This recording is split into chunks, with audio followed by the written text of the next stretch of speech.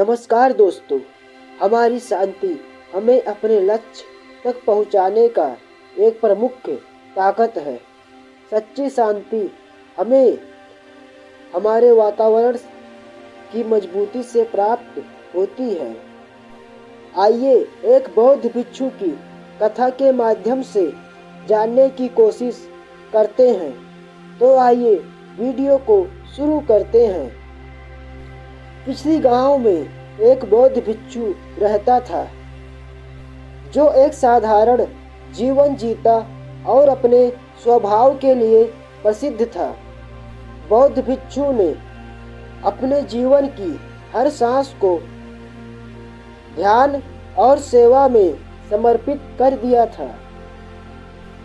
एक दिन एक अमीर व्यापारी बौद्ध भिक्षु को देखा और उनके आचरण से बहुत प्रभावित हुआ। व्यापारी सोचा, ये आदमी इतना शांत कैसे हो सकता है।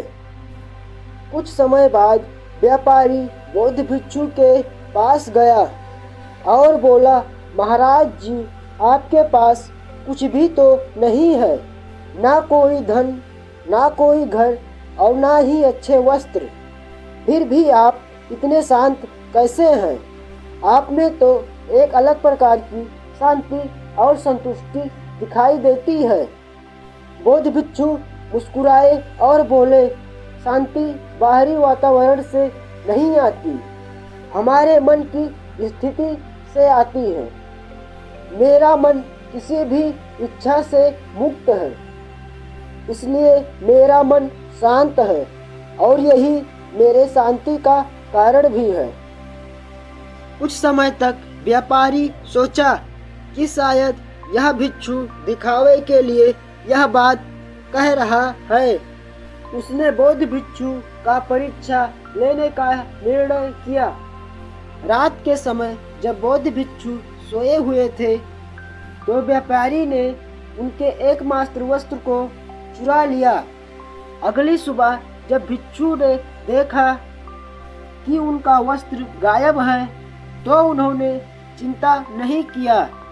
वह हर दिन की तरह नदी के किनारे गए और स्नान किया और पुनः उसी वस्त्र का उपयोग किया और वापस लौटकर अपने ध्यान और साधना में लीन हो गए। यह देखकर व्यापारी उनके पास आया और बोला, महाराज जी, आप परेशान नहीं हैं? आपके पास पहनने के लिए और कोई वस्त्र नहीं है। बौद्ध भिक्षु मुस्कुराते हुए उत्तर दिए, यदि कोई मेरे बाहरी वस्त्र को ले जाता है, तो वह मेरे आचरण का कुछ भी नहीं ले जा पाएगा, क्योंकि असली संपत्ति मेरे ज्ञान, करुणा और संतोष में है, जिसे कोई नहीं छीन सकता। यह सुनकर व्यापारी को अपनी गलती का एहसास हुआ। उसने बौद्ध भिक्षु का वस्त्र लौटा दिया और उनसे क्षमा मांगी। व्यापारी बौद्ध भिक्षु द्वारा बताए गए ज्ञान को अपनाया और जीवन के सादगी और शांति को समझा। यह कहानी हमें सिखाती है, सच्ची शांति और संतोष बाहरी वस्तुओं में नहीं, बल्कि हमारे दृष्टिकोण और मानसिक स्थिति में है।